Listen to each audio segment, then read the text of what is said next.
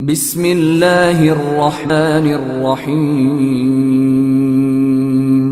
اب آخر میں ایک بات کہتا ہوں دوستوں، میں یہ تو بہت چاہ رہا ہے کہ میں کلیجہ نکال کے رکھ دوں اور بہت تفصیل سے اس کو بیان کروں۔ ایک موقع اس وقت ہم سب کو ملا ہوا ہے، اس آخری حصے کو آپ چاہیں تو بعد میں بار بار بھی سن سکیں تو سنیے گا۔ ایک موقع ملا ہوا ہے اس وقت ہمارے ملک بھارت میں، انڈیا میں جو صورتحال بن گئی ہے وہ ایسی ہے کہ سوچ کر باللہ روح کانپ جاتی۔ کروڑوں لوگ بے روزگار ہو چکے ہیں، مزدوروں کا برا حال ہے، مزدوروں کے خاندانوں کا برا حال ہے۔ سڑک پر سڑے ہوئے پھل اور پھلوں کے چھلکے ڈھونڈ ڈھونڈ کر میرے اور آپ کے بھائی کھا رہے ہیں، اپنے بچوں کو کھلا رہے ہیں۔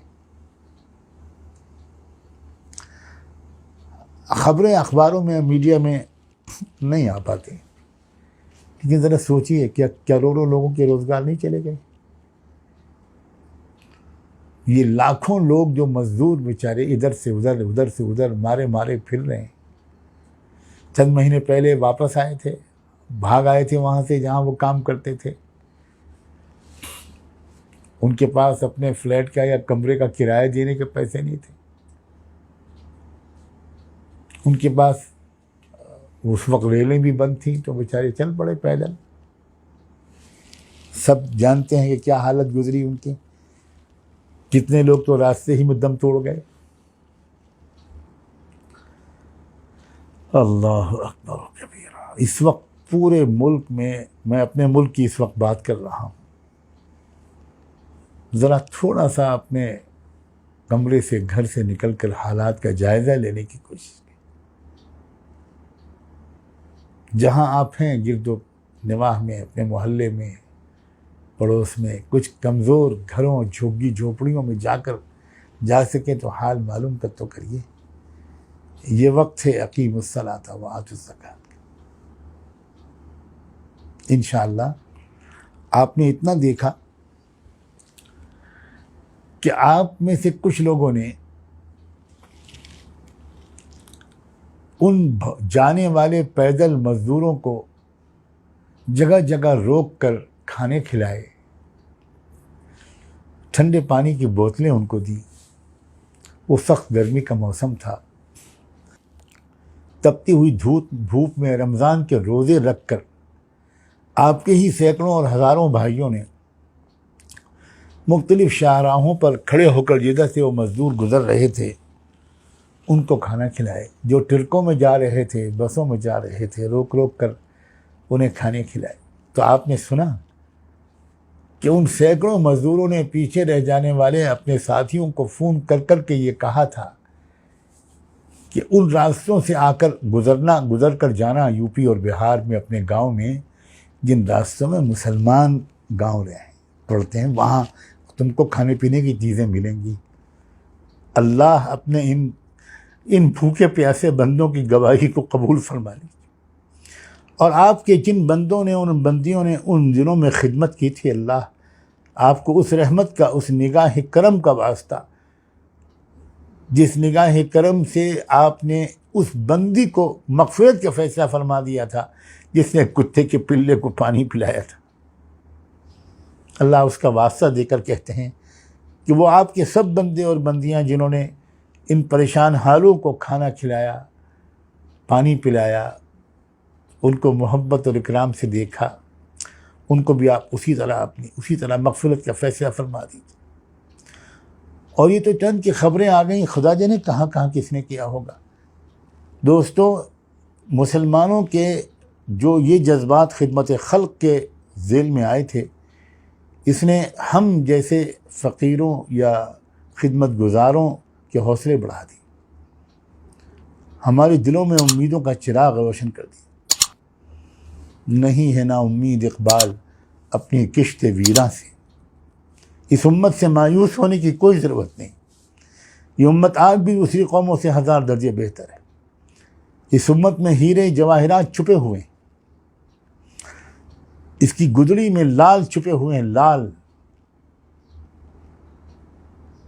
اے مسلمانوں، اے مسلمان نوجوانوں، اٹھو اٹھو، اور اب ایک کام کرو۔ دیکھو آج اس بات کو مان لو میرے عزیزو، ربیع الاول کا مہینہ آ رہا ہے، رحمت للعالمین کی آمد کی یاد تازہ ہو جاتی ہے ربیع الاول کے مہینے میں۔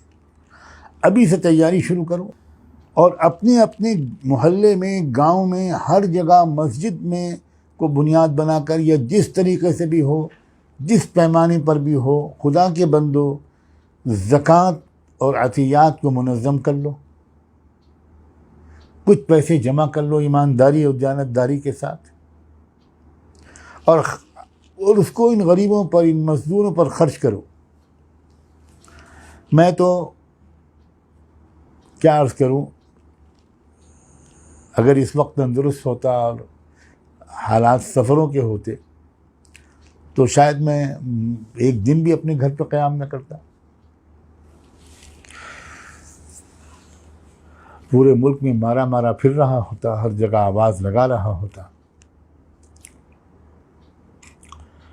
میں رحمان فاؤنڈیشن کے اپنے تمام ذمہ دار دوستوں، رضاکاروں، نوجوانوں، بچیوں جو اس میں ایکٹیو رہتے ہیں یا ایکٹیو رہنا چاہتے ہیں، ان سے میں کہتا ہوں کہ اپنے علاقے کے قریبی ذمہ داروں سے رابطہ قائم کریں، باقاعدہ رضاکار بنیں، اور ان کی رہنمائی میں ایک مہم چلائیں۔